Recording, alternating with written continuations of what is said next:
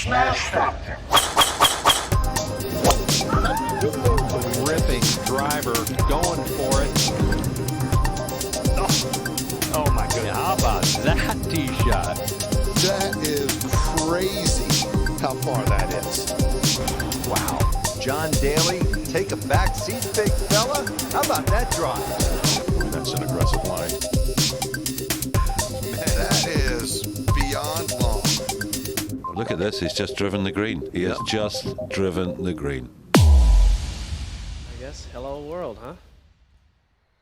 Welcome everybody to the Smash Factor. Week 15 on the 2021-2022 PGA Tour, the Genesis Invitational, hosted by Mr. Tiger Woods. Tremendous week last week, fun tournament, fun Sunday. A little bit of different week for me. I had a lot of things going on with the new gig, so apologize for that. I told the community and everything.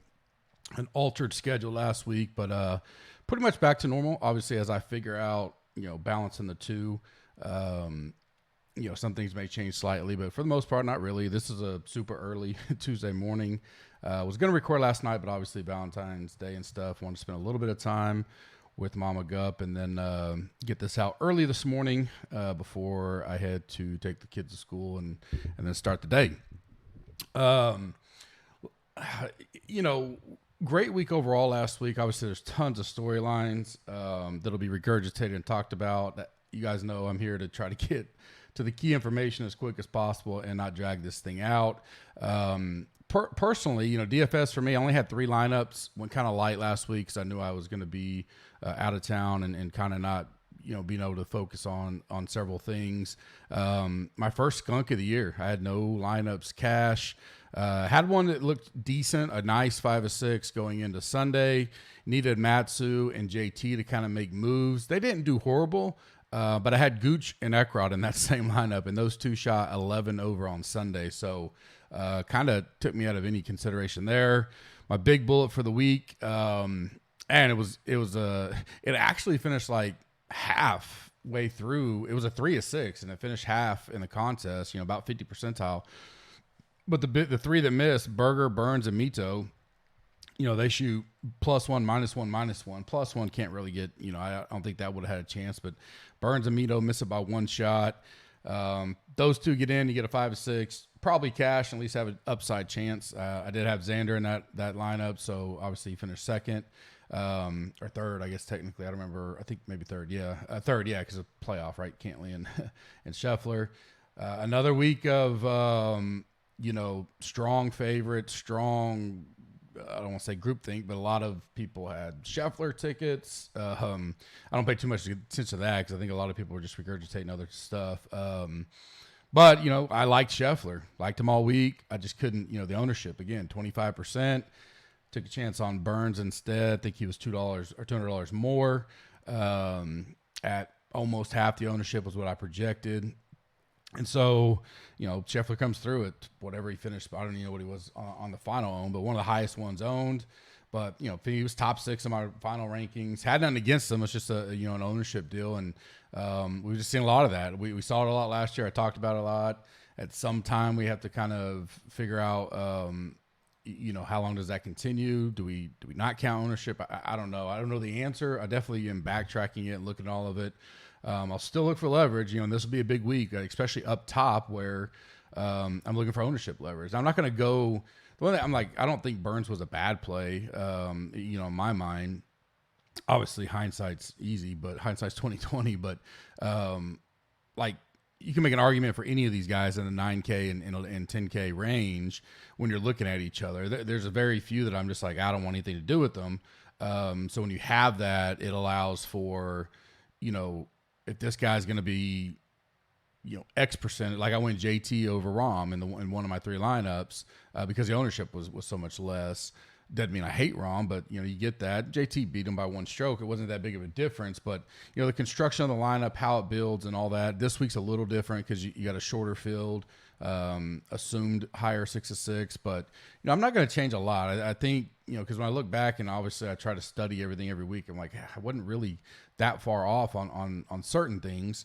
Just kind of take the overall. I do think there'll be a time where I don't want to say you play chalk, but I go back to NFL all the time where when guys are in their groove, so think McCaffrey from 2 years ago or so, no one cared about playing him at 30, 40% because he was just kind of automatic. And so they decide to get different elsewhere. And maybe that's where we just go, I don't care. I love Scheffler this week. 25%, whatever. I'll go get a 2% 7K guy and take my chance there.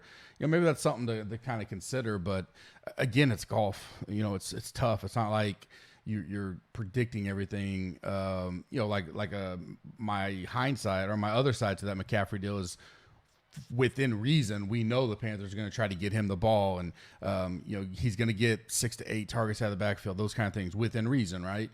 Golf is golf. You don't know if within reason. We know these top guys should perform well up there, and so the biggest difference, because you're all going to get, assuming a made cut, 72 holes, and so it's a little bit of a different situation when you're thinking a grand scheme. And some of the stuff I'm focusing on, I'm definitely, especially with the way my time is going to go moving forward, really going to focus a lot into the community. That's going to be my big ploy for this year is, obviously still going to do podcasts and all that and give this information, but, my free time, which will be less, will allow me to focus on the community and some insight stuff and talking on that kind of stuff to kind of give us, that kind of, niche stuff that we can look at and just say, what if this, what if that? Doesn't mean it's right or wrong, but how can we, as this PGA DFS in a sense is growing and betting is getting a part of it. And, look at the contest this week for the Genesis. Absolutely amazing contest. Some of the best definitely the best we've seen with a non-major or maybe non-players championship. 300K to first. Some very nice ones down there. The $3 micro deal. They're doing this penny micro deal all week in all sports. If you hadn't seen it, go check it out. That's the other biggest deal is thinking long term. It's the biggest deal we can work on is bankroll management, contest selection. So you get, okay, are you putting 8 lineups in the $20 this week, and then you maybe don't make much money or min cash, and you're kind of like, another week. Well, what are the odds of 8 lineups doing really well? Can one bullet win it? Sure, but if your expectations are X, you got to think about why. So if you legitimately think you have a chance or an equal field chance to win that $20 with 8 lineups, you're fooling yourself. So you just got to have, hey, I'm in it for fun. I'm going to put 10 lineups in every week into the big GPP, MME, whatever you want to call it, the $20, and well, hopefully I'll hit one week. And you're good with that, then we set our expectation. If you're wanting to grind and build bankroll and try to get up and get into some of the bigger contests and stuff, then we need to focus on, you don't need to put $10 in 10 lineups in that $20. Why don't you play a 3 max down, $20 3 max, or this got like 600 guys in it, not 60,000 guys, and stuff like that, because that matters a lot. And I think definitely something I think I can bring and help, especially to the community, some focus on there and some suggestions, and let people make their decision on that. Betting for me went 7 and 8 in matchups, lost just under a unit, so nothing bad there. No outright again. Had Shoffley. Going into Sunday, I felt Gooch, Higo, and Xander had chances, but it was going to be tough. Obviously, Xander gets there, has a chance, just couldn't putt real well, and Ortiz kind of flirted. He goes back-to-back, a hole-in-one and an eagle on 16, 17. We had the outright, but I was more thinking, man, could he backdoor into a top 5, which I think was going to pay us 18 or 20 to 1. That would have been nice, but nothing there. We just keep grinding. You know how these things go throughout the whole season. That's been my best deal is outrights and first-round leaders. So we were hot in the fall, not much yet, but been close on several tournaments. So had guys there on Sunday with a chance. Super Bowl was great. I won't go too much into that, but hit 100 to 1 exact score, 23-20 Rams.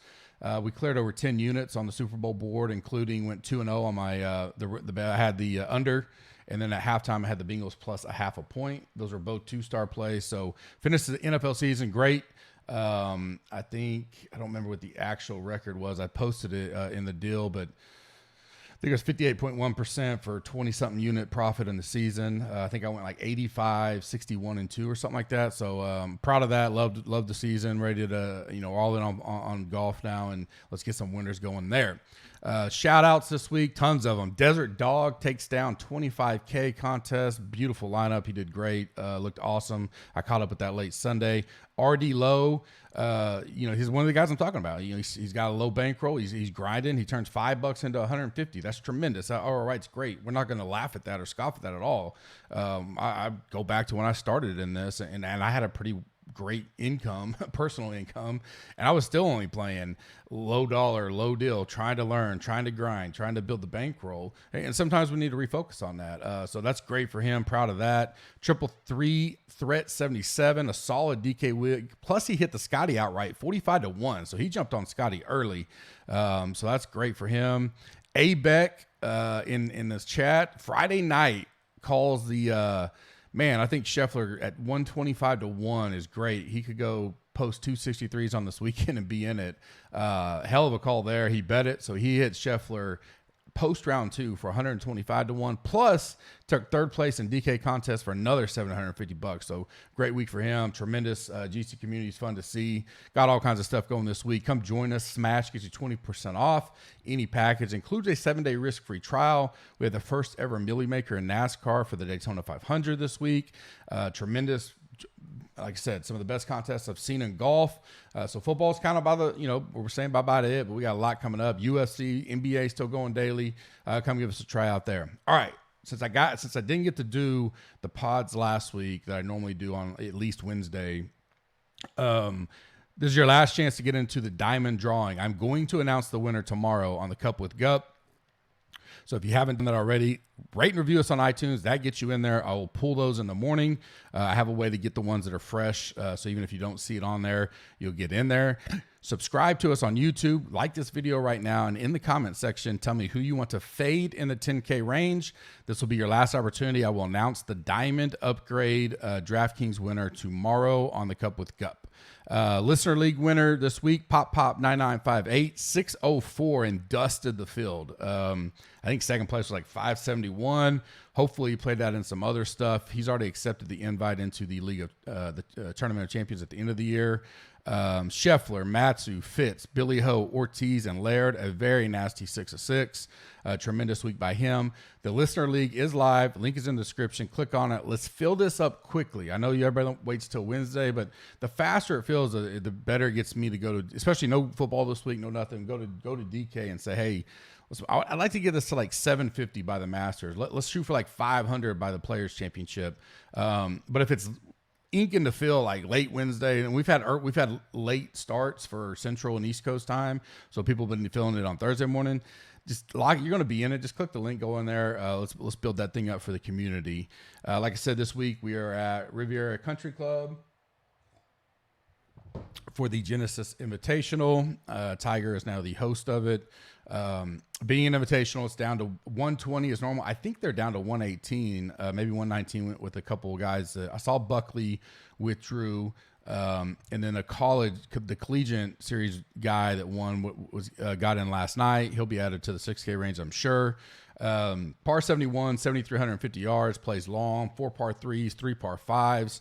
Par 5s are definitely the easiest on the course, and there's one potential par 4 that is drivable, so link definitely can matter here. It's always one of the tougher tests on the year. We've seen this tournament be won at 8, 9, 10, 11, 12 type under winners, and it's got up a couple times, but even like DJ, he won 17 under, I think 2017, but he won by 5 strokes, so second place was 12 under. So it's definitely a tougher scoring event. Fairways are tough to hit. We got the Kikuyu rough and fairways. We know that can be sticky. You can get funky lies. And the POA greens that are going to be quick. Round the green is going to be important. And as any week, POA, as any week putting will have an effect on the outcome. Weather looks great, which sometimes isn't always the case here. Keep an eye on it. There's some flirtation with showers and stuff, but nothing, and that's early, so it'd be more Wednesday going into Thursday. It's been kind of dry there. It looks really, really good. Once again, like last week, we could see a firm and fast course, which I think would make it play even a little bit tougher. I think the cut's going to be around even +1, and then we'll have the winner. I think it'll be around that 12, 13, 14 under number this week again. So I mean, just the math wise, 65 of 118 go through. Is a lot better chances of getting 6 of 6 than 65 of 156 or 144 or whatever. So, we got to be cognizant of that. Now, again, a couple chalk guys miss it. It still could be a low 6 of 6. So, it's not, I guess you can make the argument, do I take a little more chances because it's quote unquote easier to get through? I don't know. I don't ever think about that, I guess. I'm going to play guys because I expect them to go all 4 rounds, regardless if there's 120 or 144 guys in it.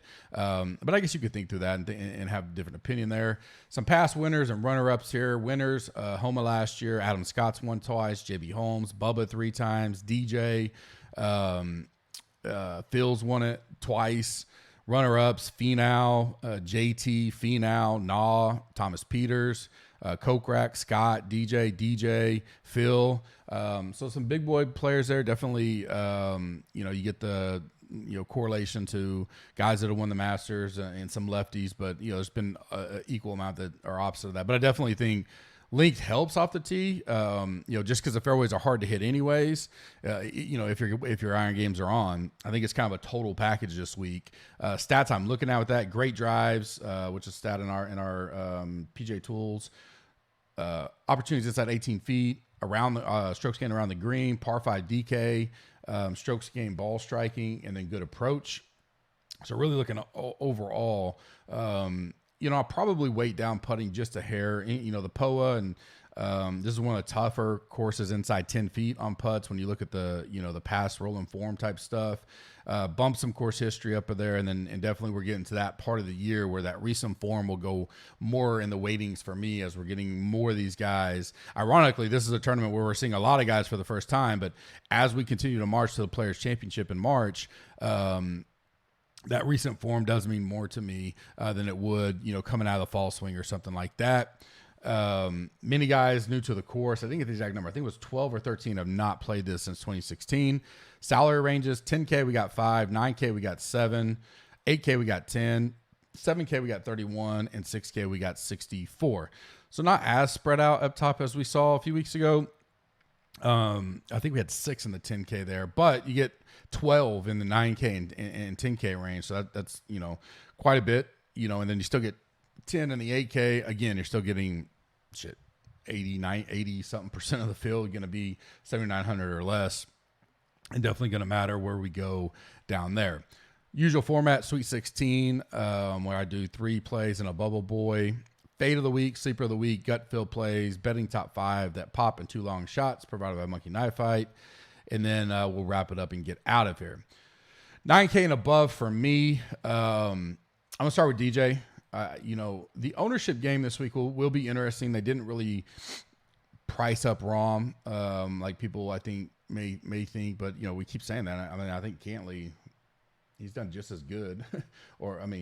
So Cantley finished better at the Amex. Cantley, well, he didn't play there, and then Cantley finished better last week.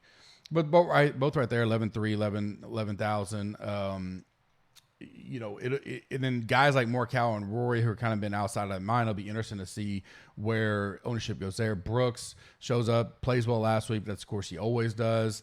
How does that go? Hovland, he was a popular play last week that let people down. Do people bounce off of that? We're not seeing that as much. So I kind of think, just like first, like running through everything, I think ownership will be fairly tight and spread out, meaning not a lot of percentages among these guys. You will still have some that are going to be leveraged.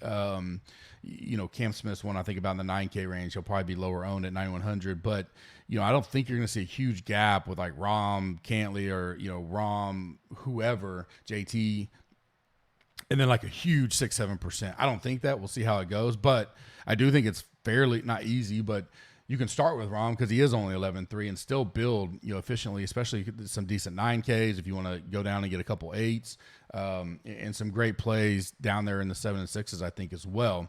So we'll kind of have to over the next 48 hours dissect all that. But I'm gonna go DJ. I like DJ a lot. He plays obviously only played once. I got a 25th. if you remember in his presser, especially afterwards, I think it was after round 2 or 3, he said, yeah, I'm coming together. Been a little rusty, but really feeling well, these last 18 holes or so. And he kept improving as the tournament went on. So I like that. His history here is, as good as anybody. I have him as number 1 on the course fit, a 4th, a 1st, a 16th, a 9th, a 10th, an 8th.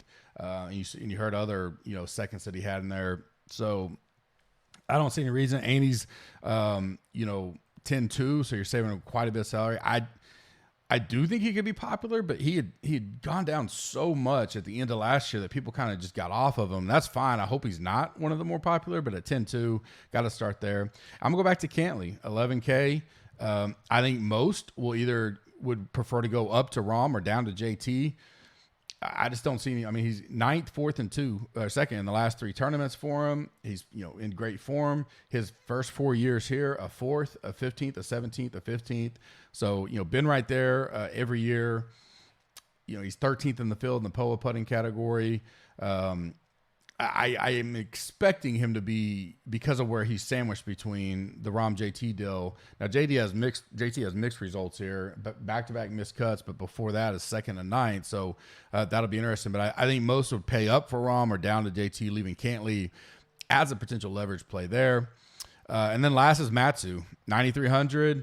I still don't think he's like sexy in the DFS world right now yet, and this is a huge price break for me. Playing some of the best golf on tour, hit or miss here per se, 2 missed cuts, and then the other 3 times 11th, 9th, and 5th. We know putting, is obviously his weakness, but tee to green has been playing great. A 30th at the Farmers, an 8th at the Waste Management Open. I like everything about Matsu this week. I expect him to probably be, bottom half of that ownership in that 9K range. You got Rory, you got Schauffele, you got Scotty Scheffler coming out the win, Hovland, maybe Brooks, is even cheaper. So I'll go there. My bubble boy is Rahm. I mean, he's going to be number 1 in any kind of thing you look at. I like him. It's just how much ownership leverage do we have to do. His first 3 years here, similar to Cantley, a 9th, a 17th, and a 5th. So, those guys have played 7 times here combined and never finished worse than 17th. So, you got to think the putting is a struggle for him, and he never really, rates out tremendous on putting. That was all it was last week. He was one of the best tee to green. So, we'll be interested to kind of see where he's at. He is 77th in the field around the green. I could see where fading him is the deal, but if he's a bubble boy because I like him, but I just don't know if I want to eat any high owned guy. And right now, I think he may be the highest owned up there. So we'll wait to see on that. 8K range, going back to Willie Z, maybe a little concerned coming off the COVID deal, but I'm not too worried about it unless we hear something in pressers or something like that makes you think, I've been fatigued, that kind of stuff. He's only played here once. He got a 15th last year, a 6th at the Amex, a 2nd at the Farmers. He's been playing great golf, and in a tournament where I am bumping down putting. That's why I get to guys like Matsu and Willie Z a little bit, balances out the field a little bit. He didn't go out there and, for the most part, probably not going to have to get to 17 to 20 under type number. And one of the best in the tournament tour right now, tee to green. So I like Willie Z this week, 8,800. I'm gonna go back to Burns. No pun, but burnt me last week. Back-to-back missed cuts, Farmers and Waste Management. Remember, he had the lead here last year, going in, I think, to the back 9 before Homa took it from him. A 23rd the year before. He did miss the cut his first time out, but I don't mind that as much when I see first time here. Everybody talks about how hard it is to know the greens and, kind of like Augusta, but not really. I mean, that's the similarity, but understand the green complexes and the chipping and stuff like that. So when a guy comes his first time, miscut, and then he goes 23rd and a 3rd, that doesn't bother me as much. So 8,700. He's got 2 miscuts back to back. Probably a lot of people get off him. He's 8th in the field in POA putting, though. So I'll go back to Burns this week, 8,700. Another guy that is playing great, but just not finishing real well. But at $8,000, I love Gooch this week. Tremendous history here. A 20th his first time out, and then a 10th and a 12th. Again, a 20th at the Farmers, 26th at the Waste Management. He's right there after a great finish Saturday. I think he finished birdie on 16, 17, 18. Just didn't get it going. Got off to a bad start. Was 4 over through like 6 or 7 Sunday and just couldn't put anything together. So he falls down to, looks like an okay finish at 26. But again, $8,000 and what he's done here already. I like him this week. I'll go back to him as well. Bubble Boy, this was tough. Bubba was the one, but I think that's more of the ownership deal. He's definitely a roller coaster finish here too. He's got a first, a miscut, a first, a 15th, a miscut, a miscut. So 3 miscuts, 3 top 15s, 2 wins. He is playing great though, 14th last week. But I got a feeling he's going to be really, really popular. So my Bubble Boy is probably going to be Sung Jae. And really it's going to come down to, I need to deep dive into what cost him, because this course seems like it'd be tremendous for him. He's coming in with an 11th and a 6th. He took 2 weeks off, which is rare for him. But he's only played here twice. He miscut both times. So I want to deep dive into there. That's why I got him on the Bubble Boy, to see what caused him to miscut. Was it 2 bad putting performances, but he still played great? He's number 1 in the field and around the green in the model I ran. So it's not, I don't think it's that, but maybe he gets a little lower ownership because of that. So we'll keep an eye on that. That's why he's on the bubble for us. 7,000 range. I'm gonna start with Henley, a guy I don't play a lot, but I think I'm playing him twice now in these last 4 or 5 weeks. Okay history here. Never missed a cut. 44th, 17th, and 38th. 14th at the Amex, 33rd at the Waste Management Open. Mid-range or so, a little bit below average on the putting.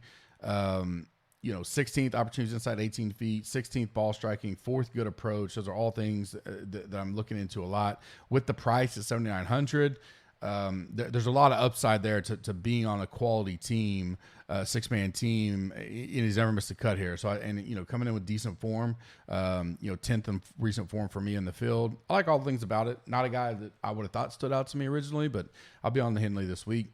Neiman, definitely lock and load there again. 2 made cuts and nothing real special yet. He's a guy that I definitely, how aggressive I get with him will kind of depend on some deep dive stuff and kind of see how he played the course. A 6 at the Farmers, 44th in 2019, then a miscut and 43rd. So, not just done tremendous here, but 2 made cuts, not done horrible. And the price allows for, hey, if he makes the cut, give us a run on the weekend at $7,800. That's good enough for me. Next will be Kokrak, $7,700. I just lost him. There he is. Good history here. Since 2016, a 2nd, a 22nd, a 20th, a 37th, a miscut, and a 32nd. So 5 out of 6 years he's made the cut. Never finished worse than 37th. He got the runner-up in 2016.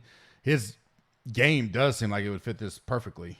Probably the one weakness would be around the greens, but with the history, 6 straight years and 5 made cuts and, top 30 or better in most of them, I would assume I would downgrade the negativeness of the around the green game for him, just because he's been here so long. He's 10th in the pole putting splits for me, so I like Kokrak, $7,700. And Bubble Boy is Luke List, $7,400. Again, a guy that I would upgrade in a where I'm not putting as strong. It really just depends on the ownership for him. 74 seems cheap. A lot of people like him in the industry. If he get, good history here, he's got 2 missed cuts, but the other 4 years, a 20th, a 26th, a 15th, and a 30th. Playing great here to start the new year, a 22nd, a win, and a 53rd last week. Couldn't putt to save his life last week again. We saw well at the Farmers, but back to a little bit of old Luke List last week. Bubble Boy would just be ownership reasons. $7,400. I can see a lot of people going down to him this week, especially if others are thinking the putting isn't as strong of a, what I'm looking at this week. Not that some people don't even look at putting ever, but definitely downgrade for me this week. 6K range. I'm going to go Cam Young to kick it off. Got in late last week on the tournament as an alternate, played good. He's number 1 in great drives. I mean, he can drive the ball well. Obviously never played here. That's probably the one knock, but so far he's got a 40th, a 20th, and a 26th to start the season. Love the price. The one negative would be how he's average on POA putting. So that's good, but no history here. And can that burn him? Certainly could. If he's going to be super popular, maybe not as much in the play, but we'll have to see. The next guy I think could offset some of that would be Mito, 6,600. Like I said, missed a cut by 1 last week, burned us again.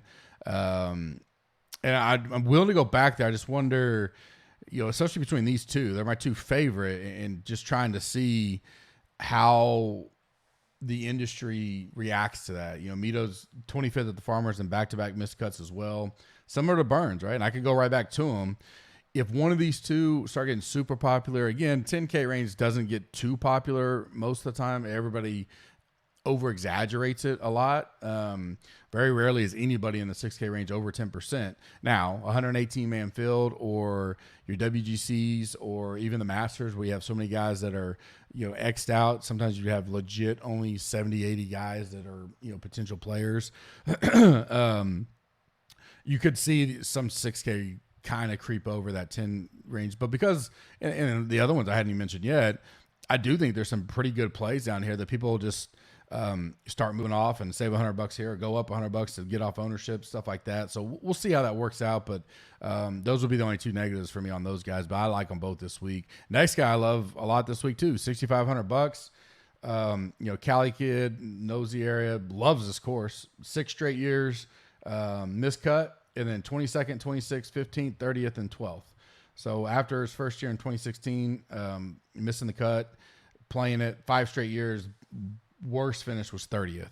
So I love that upside at $6,500. Doesn't come in with the best form, but he has been playing. He's got a 40th, a 62nd, and then back-to-back miscuts. But again, at this type of course where you have that history, definitely a bump for me. So I like Patrick Rogers. Bubble Boy for me would be Hostler. I just got to deep dive a little bit. I like what I saw at the Pebble. A lot of people went back to him last week. He missed a cut. He played here in 2019 and got a 15th place. He did miss a cut in 2018. So upside, you know, hit or miss here. He's got good around the green, good par 5 DK scoring, below par on strokes gained ball striking, which concerns me some, but his great drives are 17. So I can see where the course fits for him. He looks like he was, you know, we saw what he did at Pebble, looked good doing it. Wasn't all putter like it has been with him at times. So he's on the bubble for me. I think he could be one that just kind of goes under the radar, and we could get him kind of at a super low own there, and you could pivot off some of these ownership guys that we think will be higher. So we'll keep an eye on him as we head into Wednesday night. Fade of the week for me is I'm going to go Hovland, and I may, you know, I'm trying to guess guys that I just think, you know, not really necessarily ownership or whatever, but of all these guys up here, he ranks out the lowest of me of 9K and above. And I think he will be somewhat popular. I know he burned guys last week, but you know, you get him played here one time. He finished, I think it was 5th. Finished 5th last year in his first time. You would think around the green hurts him because that's the kind. But you know, he's gotten better at that, and obviously figured it out good last year. That's a deep dive one that I have an asterisk on to say, well, maybe he's just one of the rare guys last week that didn't miss many greens, and that's why he finished 5th. So what if he starts missing greens this year? Could it be a possible fade? But I think he'll still be popular at that price, so I'm willing to kind of pass on that as we sit here on an early Tuesday morning. Sleeper of the week, I think I'm going to go back to Ortiz. I don't know how popular he'll get at 7K because, you know, you can get up and down from there easily. Decent history here, a 26, a 9th, a 26, so 3 top 26s or better. Did miss a cut last year, but, you know, 3 out of 4 made cuts. 70th at the Farmers, 33rd last week. We saw the hole-in-one, then almost drove it on 17 and got the eagle. So strong finish by him. I'm just looking at leverage play. I don't think he'll get talked up, even though that finish was strong. You know, he's not going to pop in many stat models per se. I kind of played him last week. I liked him. I had him as outright in a top 5 bet, but he's a guy we'll keep an eye on. Maybe we'll get some good leverage there. Gut fill plays for me. You know, and this is just guys I didn't get to and above, right on the edge, whatever. Adam Scott, 8,200. Finished, 38th last week. Great history here. A 2nd, an 11th, a 53rd, a 7th, a 1st, a 38th. Could be popular at that price, so we'll keep an eye on that, but I do like him. Leishman, another guy like 7,900, seems underpriced a little bit. We only saw him once at the Farmers. He finished 16th. Here he's got pretty strong history. A 5th, back-to-back miscuts, and then a 4th, a 43rd, and 32nd. Again, probably why he's down here is asterisk on. Does he get popular? Do people just bet him and move on? But I don't mind him. Kazire, you know, he was in my bullet last week at 5 or 6%. played well, finished 10th. I still like him. He hasn't played this course since 2017, but he made the cut both years, 2016, 17, 22nd at the Amex with the 10th last week. In the middle, he did miss the cut the Farmers. He's just at $6,800. Like, he'll be great leverage off of a Mito or Cam Young type potential ownership. So he's on the radar for me, especially MMEs. And then HG3, we saw him here, had a chance, to win in 2020. The famous top driver that we didn't really get to see live. Got a 13th that year. 4 out of 6 years made the cut. 26th miscut, 60th miscut, then 13th and 62nd. I think a good track for him, and the price kind of lets it be in there. All right, so he settled in, he got the win over on the Saudi stuff, missed the cut, the Waste Management, and really only came down to one really bad hole. I think he tripled a par 5 on. He started bad, then he kind of climbed back into it, and then he got a triple that kind of kept him out of it. But fought back Friday, had a lot of birdies, just too far back at that point. But I'll go back to him, especially MME type world, for my final gut field play. Top 5 that pop in 2 long shots. Monkey Knife Fight, link is in the description. Use the code GUPS, GUPS, get 100% match up to $100, dollar for dollar. I will have my Monkey Knife Fight play of the week on tomorrow's pod as well. Top 5 for me, Burns. And these odds will shift when you have such a strong top board. So I haven't really locked anything because I want to see how things move out. Burns 40 to 45-ish. Matsu, I've seen 22, 25. Neiman 66. Gooch 50, 55. Kokrak was another one, 66. Those are all guys I kind of got my eye on. And then the top of the board I'll watch is, does anybody get, as a DJ who's 16 to 18, can he drop to 20? Maybe not. Rory, there's so many of them right there, Morikawa, Hovland, that it's going to shift a little bit. So I kind of want to see where that is. X is back at 22 again. Can we go back there after the kind of heartbreak last week? I could. So those are the ones that stick out to me right out the gate. My 2 long shots I like right now are Cam Young, 200 to 1. Like that. Probably could do a top 20 there. And then Patrick Rogers, mentioned him earlier, 250 to 1. Could do a top 20 there as well if you don't want to go to the winner's market. 2 guys I like a lot this week. I will have my final 5 one-and-done picks where I choose 3 from that for my plays on tomorrow's pod. So check that out. And then it looks like, I believe, we'll be able to do an E9 with Kenny this week. I think things are going to align. It's always a good time. So you get in the community. Check that out on Wednesdays for members only. Smash gets you 20% off. Includes that 7-day risk-free trial. Don't forget, leave in the comments, subscribe on YouTube, and rate and review us on iTunes. Get into that drawing. I will pull that tomorrow. And then we'll start our still working on the official March to the Masters promo, what we're going to do and all that. But certainly the rate and review and subscribe and all that. If you've already done it, that rolls into that as well. That'll be a way to get into those drawings. We always do it up big for the Masters. So appreciate you guys. Hope you guys have a great Tuesday. I'll be back later on this evening. I'll have stuff out a little more